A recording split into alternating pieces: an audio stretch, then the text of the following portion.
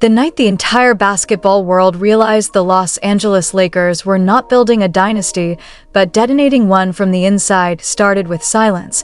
The kind of silence that feels dangerous before anything even happens. The kind that creeps through an arena when people suddenly understand they are not watching a basketball game anymore, but the slow public execution of chemistry, trust, leadership, and ego all at once. Everybody expected fireworks when Los Angeles Lakers paired LeBron James with Luka Doncic because on paper it looked unfair, unstoppable, almost illegal for two basketball minds that gifted to wear the same jersey. But what nobody prepared fans for was the possibility that the partnership would mutate into something toxic enough to shake the entire league to its core. From the opening possession that night, the energy felt cursed, like two alpha stars trapped in the same orbit refusing to let the other breathe. Every possession carrying tension, so thick it looked like teammates were walking through smoke instead of running an offense.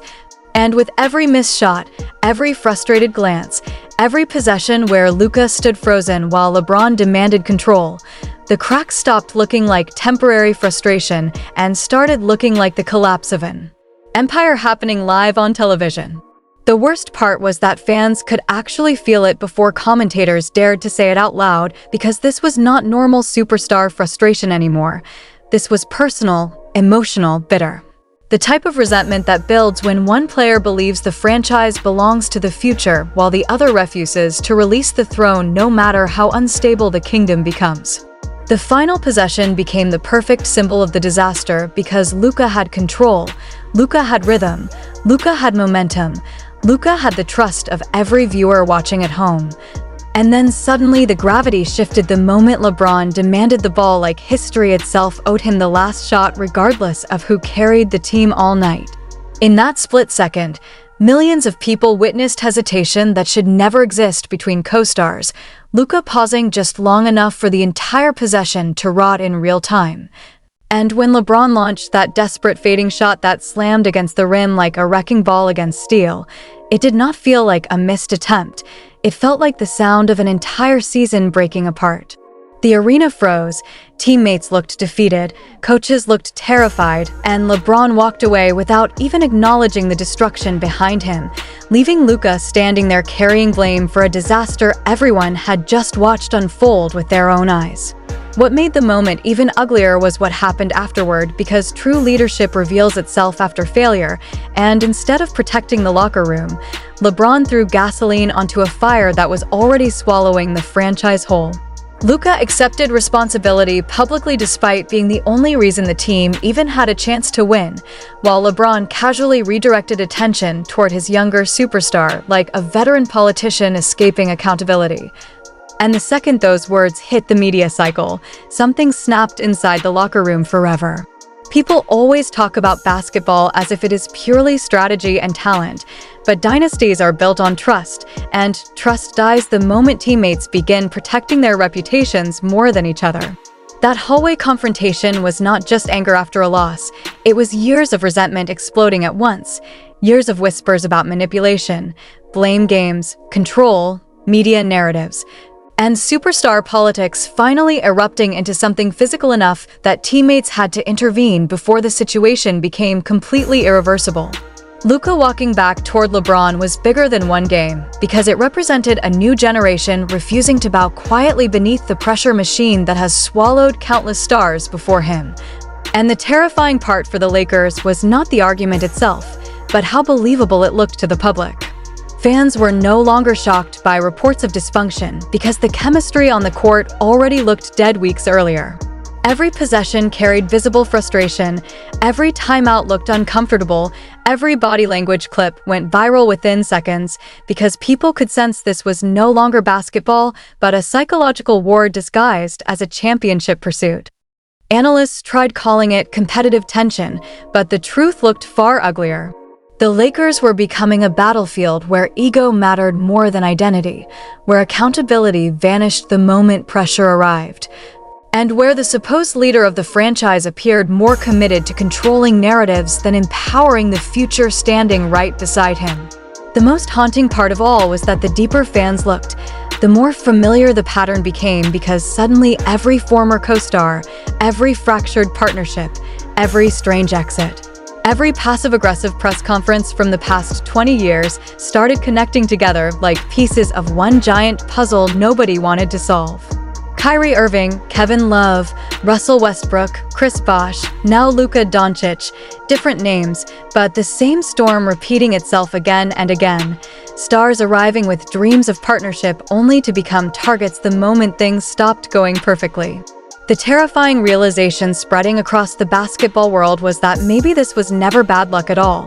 Maybe the chaos followed the same source every single time, and once fans started noticing the pattern, there was no way to unsee it anymore.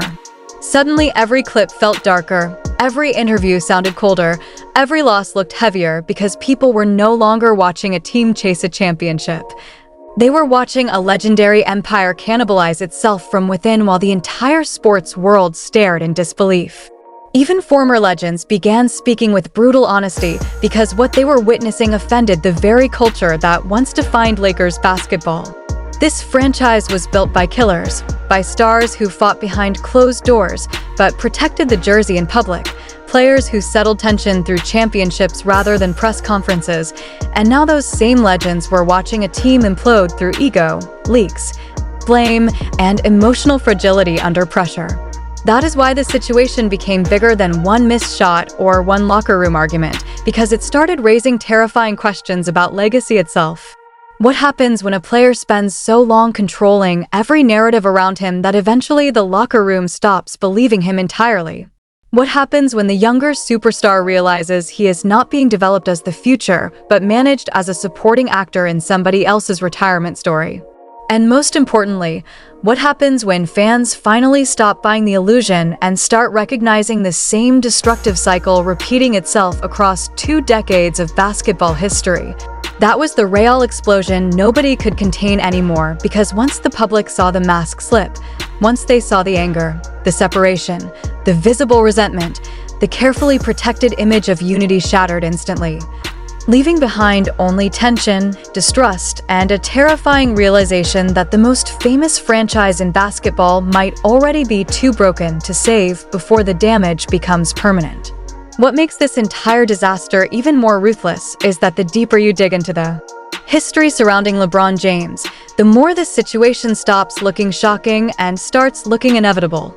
Like the basketball world ignored warning signs for years because the spotlight was too bright and the numbers were too historic to question the chaos hiding underneath. Every era of his career carries the same emotional fingerprints, different cities, different teammates, different jerseys, yet somehow the ending always feels strangely familiar. Tension builds quietly, co-stars lose freedom, pressure increases. Blame shifts publicly, and eventually someone else becomes the emotional sacrifice required to protect the image of the king. That is why the Luka situation hit fans so differently, because Luka was never supposed to become another casualty in the cycle. He was supposed to be the chosen successor, the generational genius who would carry the Lakers into the next decade, while LeBron gracefully transitioned into mentorship. But instead, the relationship started resembling a power struggle between the past refusing to fade and the future refusing to kneel. The most painful part for Lakers fans is realizing how obvious the basketball itself has become, because every advanced statistic, every lineup combination, every stretch where Luka controls the tempo without LeBron dominating possessions suddenly exposes a brutal truth the franchise can no longer hide from. The offense moves faster, teammates look freer, spacing improves, energy rises, and the game suddenly resembles modern basketball instead of a nostalgia-driven attempt to preserve one superstar's mythology. Austin Reeves flourishes, role players become active, Luka manipulates defenses like a chess master, and then everything slows the second the hierarchy shifts back toward LeBron-centered basketball. That is why frustration inside the locker room reportedly became impossible to contain, because players can feel when the system serves winning and when the system serves reputation management. And nothing poisons chemistry faster than teammates secretly believing the offense exists to maintain an image rather than maximize victory. Former legends speaking publicly only intensified the fire, because when voices like Shaquille O'Neal and Charles Barkley start openly questioning leadership, Fans stop dismissing criticism as random hate and start wondering how deep the fracture truly runs. Shaq's frustration cut especially hard because he came from an era where superstars settled personal tension through dominance, not media manipulation, and his comments reflected disappointment more than anger. Almost like he was watching a once great competitive spirit slowly become consumed by image protection. Barkley's criticism sounded even harsher because he attacked the emotional pattern itself, the constant need to redirect responsibility whenever pressure reached unbearable levels. Those comments resonated so strongly because fans already remembered the earlier examples. They remembered Cleveland collapsing while frustration leaked toward teammates, Miami tensions boiling over when things stopped feeling easy, Kyrie Irving becoming isolated the moment he demanded equal respect, Kevin Love getting publicly challenged instead of privately supported, Russell Westbrook left defenseless beneath endless criticism, despite arriving through LeBron-approved decisions. The Luka conflict suddenly connected all those stories together into one terrifying narrative about how power operates around LeBron-led teams. It stopped being about isolated disagreements and started looking like a culture where co-stars exist under impossible conditions, succeed quietly, sacrifice constantly, absorb blame gracefully, and never threaten the hierarchy publicly no matter how much the game itself evolves. Luka shattered that formula because Luka is not built psychologically to become somebody's supporting character. He carries the confidence of European basketball royalty, the swagger of a player who has dominated professionals since his teenage years, and the pride of someone who genuinely believes he can become the best player on earth. That personality was always destined to collide with a veteran superstar still addicted to control, and once the losing started, the explosion became unavoidable. The most dangerous part for the Lakers organization is that the public now sees the fracture clearly enough that even ordinary moments feel loaded with hidden hostility. A missed pass becomes a viral controversy. A cold bench interaction becomes evidence of division. Separate tunnel entrances become proof of hatred. Fans analyze body language like detectives because the chemistry feels so fragile that every camera angle looks suspicious. That environment destroys teams from the inside because once trust evaporates, basketball stops becoming instinctive and starts becoming political. Players hesitate before shots, overthink possessions, avoid mistakes, protect themselves publicly, and slowly lose the aggressive confidence required to win championships. The tragedy is that the Lakers had the talent to dominate the league, but talent means nothing when emotional instability infects every corner of the franchise.